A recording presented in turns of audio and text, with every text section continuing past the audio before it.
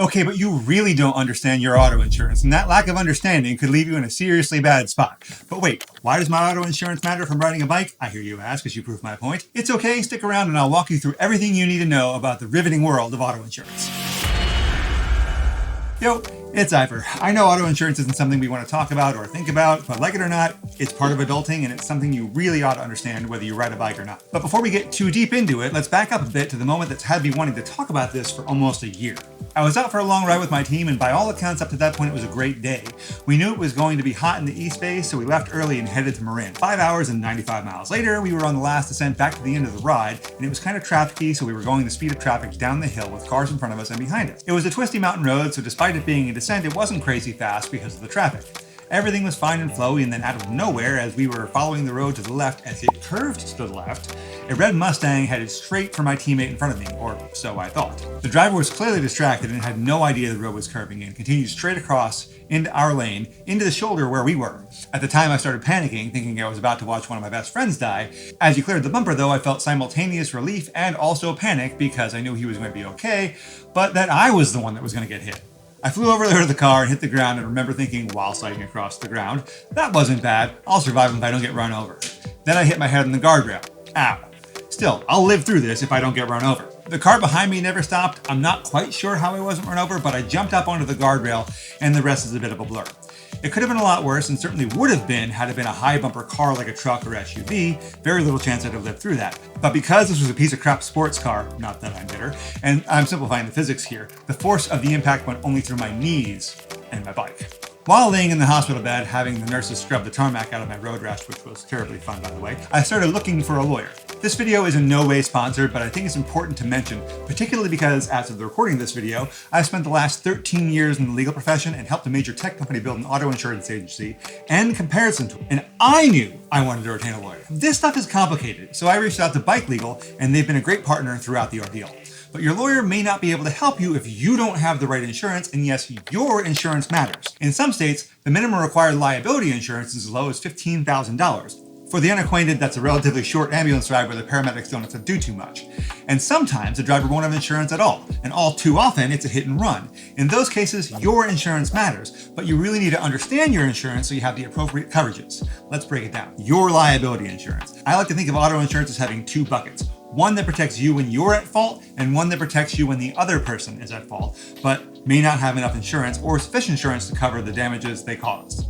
Type 1 here is liability insurance, and I won't get too deep into the weeds here, but this is what your insurance company will pay out if you cause damage to someone else. There are multiple line items, property damage, bodily injury, etc., and they're usually broken down with specific amounts for each. Bodily injury is typically broken down into an amount per person and an amount per accident. So, for example, $250,000 per person, $500,000 per accident. If you have, say, $100,000 in coverage and cause $500,000 in damage, your insurance company will only pay out $100,000 at the most. This means the other party basically has two options. One, accept the money and sign a release of liability saying they can't come after you for any more. Or two, sue you personally, and if you have assets, they could be on the line. In some states, being married means the other party can't come after your joint assets like a house, but it really does depend on the state. And do not trust your insurance company to advise you on the laws. Their interests are not your interests. In California, for example, it's all fair game, even if you're married, so carry enough insurance. Uninsured and underinsured motorist coverage. The other bucket here is the one I really want to get into. This is the coverage from your insurance company for which you pay a premium designed to protect you when you are the victim of an accident and the other party doesn't have enough coverage or none at all.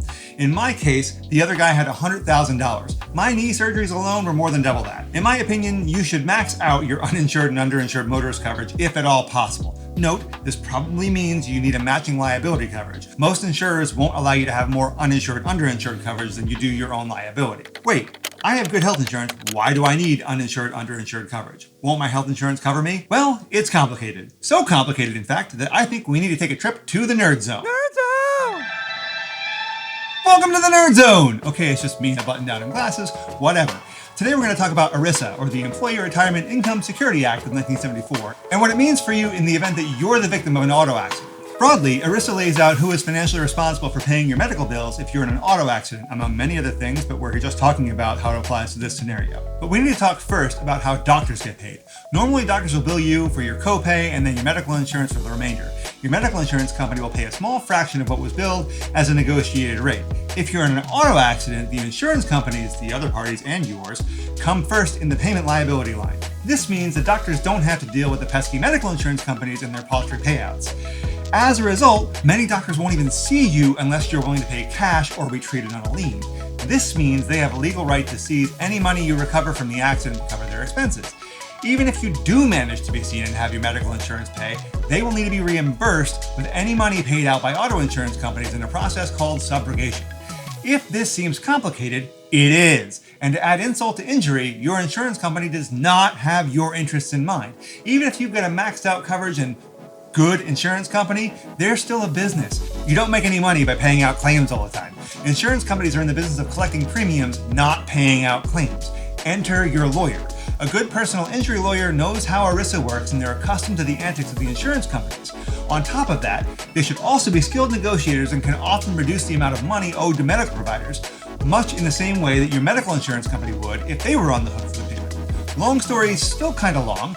Even if you think you know what you're doing, you would probably benefit from retaining an attorney. At least have some consultations. They're often free and most of these cases are handled on contingency, meaning you only pay out of the settlement and not out of pocket.